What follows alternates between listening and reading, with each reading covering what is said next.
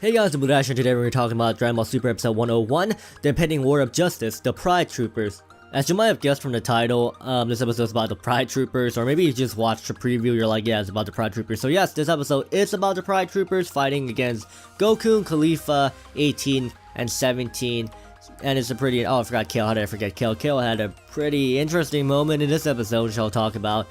Maybe you guys won't like my opinion on Kale, but I'll be talking about that. Also, I won't be discussing much about the Pride Troopers' power during the first part of the review, because as always, I will go in much more depth with them when I start talking about the eliminated fighters. Yes, spoiler alert, they all got eliminated. Okay, every Pride Trooper, well not every Pride Trooper, I mean every Pride Trooper that attacked Goku and the others, they all got eliminated this episode, and I will be talking about them. There's also a couple more others that got eliminated this episode, but there's not as much to talk about. So the main focus in the second part will definitely be the Pride Troopers, with like some guy from Universe 10 and some guy from Universe 3, and that's pretty much it. So let me just give my thoughts on the episode. As I said so during my reaction, I did not expect Goku to be fighting Jiren in this episode, mostly because the preview did not show Jiren, and secondly, Jiren is definitely one of the stronger opponents in this tournament for Goku, so they'll definitely save him for like much later episodes. So in this episode we can see some of five other members of the Pride Troopers. They're not fodder, but they're probably like, of course, weaker than Jiren and Toppo. So Toppo pretty much just knocks Goku away, and he told the other Pride Troopers that they need to deal with Goku, so they'll go through that. And then it skips to Master Roshi fighting with this guy from Universe 3. His name is Pre-Ejo. I have no idea. Universe 3 is disappointing. I already said why it is. In fact, if you guys have not seen that video about why Universe 3 is disappointing, click the info box and go watch that video, because I worked hard on it, so please go see it. But anyways, so another fodder from Universe 3 got eliminated, so Master Roshi was using his electric attack thing that was holding it up in the air, and then Tien pretty much just helped him knocked off, so they eliminated someone. Pretty cool. After that, we see Piccolo like, hey guys, we need to group together, and we just see Frieza come, and he toss another guy from Universe 10 out, the monk, who I thought was gonna be the strongest member of Universe 10. Now I'm not sure anymore. Maybe he is the strongest member, but he just sucks. Who knows? Maybe Universe 10 is as bad as Universe 3, but I still have some hope. Not much has happened with them, because we were focusing on the Pride Troopers, but I did think Roshi had a pretty cool scene here. He was fending for himself, and Tien did help, so Tien got some shine, guys. Tien actually eliminated someone, technically, with the help of Master Roshi. He did something. Now time for him to be eliminated in the next episode. I mean, what? So alright, right after that, we probably just skip to Goku and crashing to the ground. Caulifla's like, hey, what are you doing here? And then Ginyu Force, Pride Troopers appeared. Well, actually, I can't say that they're copying the Ginyu Force, because the Ginyu Force were parroting Power Rangers, and they're pretty much doing the same thing, so I guess they're copying Power Rangers, not the Ginyu Force. So the Power Rangers here, they all introduce themselves, they're like, huh, huh, huh, and then explosions in the background, and then they proceed to fight. So the first fight we actually see is Goku versus a guy named Toppo and Sore. Not Toppo, did I say Toppo? I mean Toppa? Like, why are their names so similar? Why couldn't they name him something else? But okay, Toppa is this huge kind of blue, not huge, but he's definitely like a muscular guy. His name is Toppo. I'll be talking about more about him during the end, because that's where I talk about eliminated fighters. But his ability is pretty cool. He can become more heavy. And we have Sore, who's kind of a tornado dude. I thought he looked stupid, but he was actually stronger than expected. So this fight was okay. The fight between Goku, Toppa, and Sore, it was kind of generic in my opinion. Maybe because I've seen Goku being locked in a chokehold in so many episodes. We got that with Toppo trying to knock him out with the submission hold. We got Nink trying to like choke him out and knock him off the stage. And we have Sore here who's just trying to choke him out again. So like, can we like tone down the submission moves here? I mean, I'm getting bored of it, and it's always on Goku, never on anyone else. So that this one was okay. I thought, actually, as I said, I thought Toppa powers was cool, but I didn't like how he just used it for submission. I feel like there was a lot more opportunity. I did like the tag team moves he has with Sore, but that's pretty much it. Next was Caulifla versus Keto, I have no idea. Caulifla was getting wrecked until Kale actually did anything. Oh wait, I shouldn't spoiler. So, and then Kale was fighting Kakate, whose power is probably the coolest out of everyone here. So she can make like weird dimension stuff. Well, not really dimensions. She called them dimensions, but they're more like barriers almost. Yeah, I would say they're like barriers. So Kale got trapped, that's pretty much it. Kale got trapped in one of those barrier stuff. I'm not gonna be talking more about it because I forgot I was supposed to save the barrier talk for kind of, you know, the end of the episode. Talk about the eliminated fighters, but I forgot about that. I broke my own rule. Sorry about that. So after that, it skipped to Android 17 and Android 18 versus, Causero. I don't, is that how you say his name? I've noticed it. Is that, if that is how you say his name. So his power looks cool, but I don't think it's nothing that special. He can pretty much make energy blades with his hand, and that's pretty cool. So he was fighting Android 17 and 18. He was not doing that well. But, you know, it wasn't that bad. So after that, Android 17 kind of stayed to fight with him, and then 18 went to help Goku. And I'm surprised Goku didn't break out to hold himself. So 18 pretty much just like shot out some blasts. And the guy was like, oh, that hurts, so he lets go of Goku, and then Topo got eliminated then. And then Soul Ray tried to do his tornado thing and then escapes. After that, everyone grouped up because I still don't know how to say his name. Casero? Sarah? I have no idea to say his name, sorry guys. So he decides that they're too strong and they need to group up because otherwise they're gonna lose. So he decides to group up and target, group up with all 5 members. And decide to target Caulifla and Kale. So Caulifla is getting beat up badly, and then Kale is thinking about how useless she is and how she cannot control her power. She's just a baggage, you know, she's not useful at all. So with that, somehow, okay, no explanation, somehow she gained the power to control Berserker form. Like, it's not like the totally big form. It's kind of like the female Broly form, but it's more like kind of like more skinny. And somehow she can control it now because, I don't know, she cried about it and now she can control it. I don't know, man. DBS writing, I have no idea. So, so after that, she went to help, Caulifla, and then, you know how, the trio, the Dangers, the Wolf Brothers, they were doing, like, the tag team. That was pretty much it, how Goku fought with, Goku and Vegeta did, like, a Kamehameha Gallic Blast against them. This pretty much is what happened. So, Kale and, Caulifla pretty much charged an energy beam. The other 5 members of the Pride Troopers charged an energy beam and they all clash. It seems like Caulifla and Kale were losing until Kale transformed into her maximum Berserker form, which is what we saw last episode. So I guess she can control that now too because reasons, and they beat him, knock her out, blah blah blah. Except for one, which is the dimension or bearer. It's actually a bearer. It's not a dimension. I mean what? Because that girl, she covered herself up.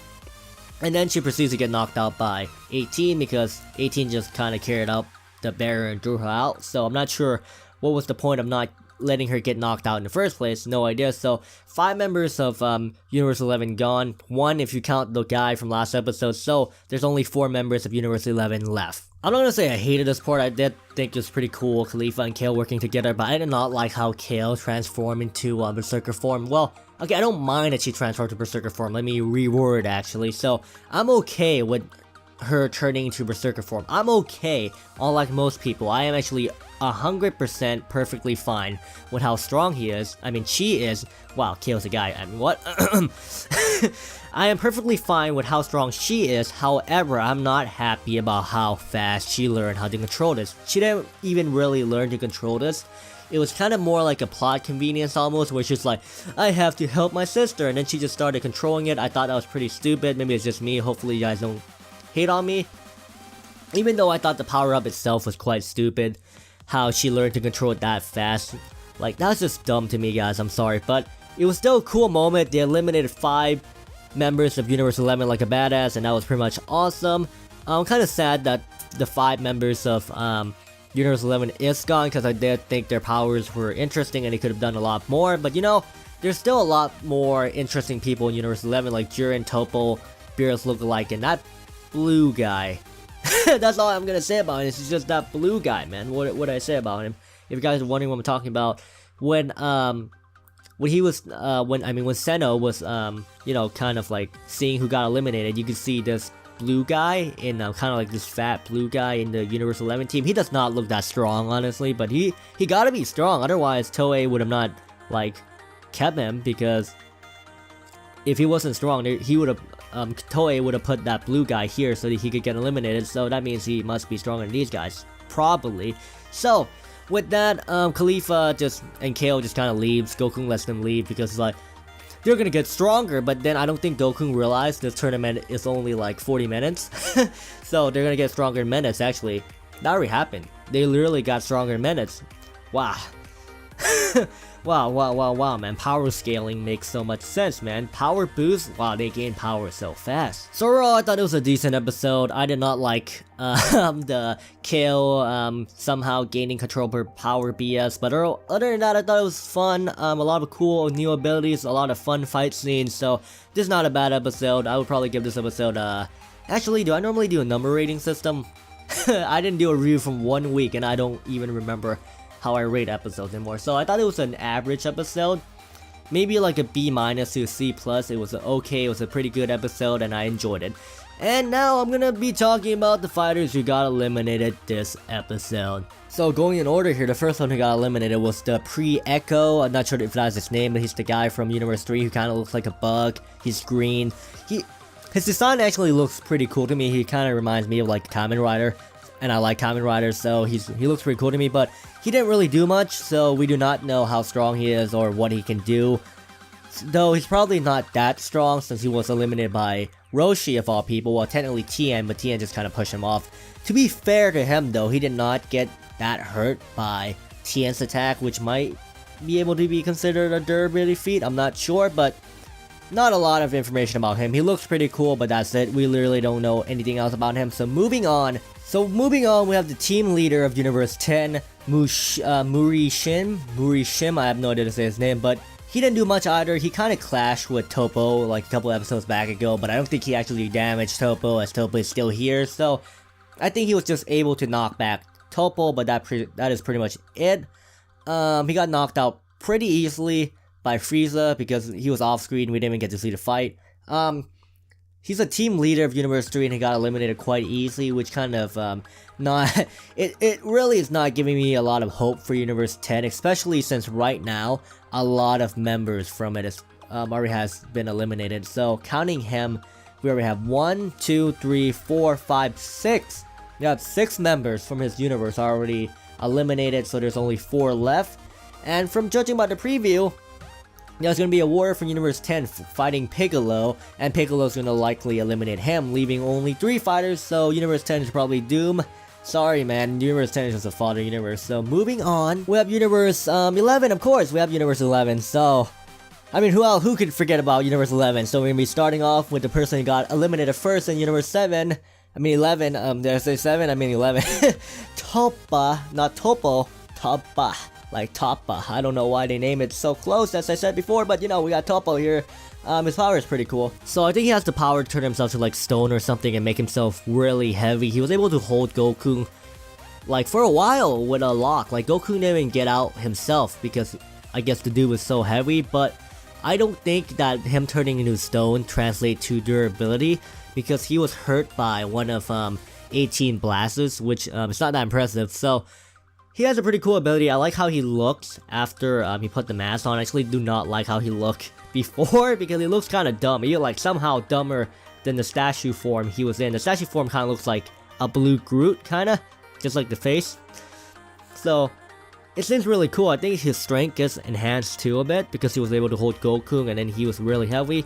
However, this power did turn out to be his downfall, as he was so heavy that the stage just kind of collapsed, not able to hold his weight. Overall, he's a pretty cool fighter. I like his ability, really unique. Well, not that unique, but for Dragon Ball it's pretty damn unique.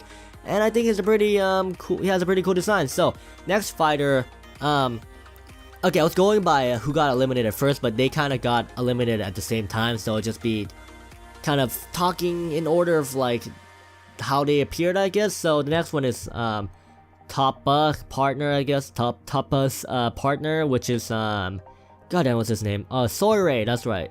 So Soiree is just kind of like this imp looking guy. He has 2 horns, he's really tiny, his skin is blue.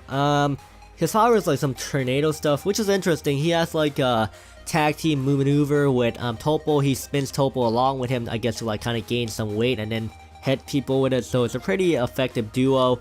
He is really he's not that strong, but he was able to hurt base Goku. Talking about another good combo is Topo is holding Goku, of course, and then Solar Ray became one of those tornado and hit Goku directly, which Goku was shown to be in pain. So that damage, I mean that attack must have done something. That's pretty much all he did. I did not like his power that much. I don't like people who just like spins around and become tornado. I always thought that was kind of stupid, but you know, it's not that bad. He was a pretty cool fighter, a lot better than a lot of the other fighters we've seen, so he wasn't that bad. I just don't like his design, just like a personal preference, but other than that, he was pretty cool. So after that, we have, oh crap, I forgot the order, so let's just, do it randomly. So we got Keto, I think. He was fighting with Caulifla. He is actually really strong. He was pretty much able to dodge every single hit of Caulifla, very impressive, and then during the time he was dodging her attacks, he somehow like kind of summoned like a bunch of blue energy beams up the sky and then hit her with it. Really impressive maneuver, though a bit generic because you know everyone in Dragon Ball has energy blasters, but you know his use of it was pretty cool though, so I can respect that. His design looks pretty cool. He's like a green, kind of like a pecan type, you know. So he was pretty cool. He didn't really have like a special ability except for like a rapid floating energy ball, which was pretty cool because I love the color blue and his energy just happens to be blue, which I love. So he is a pretty cool fighter to me. So moving on, we have the general of the Pride Troopers. I'm totally gonna mess this up, aren't I? His name is Kasera. I have no idea to say his name. Let's call him General because I don't know how to say his name. So he's kind of like a cyborg warrior. Like he has like a cyborg eye, like it's red. Cause he actually likes his power for someone who doesn't have anything unique. By unique I mean like something other than an energy ball. His power is not that bad.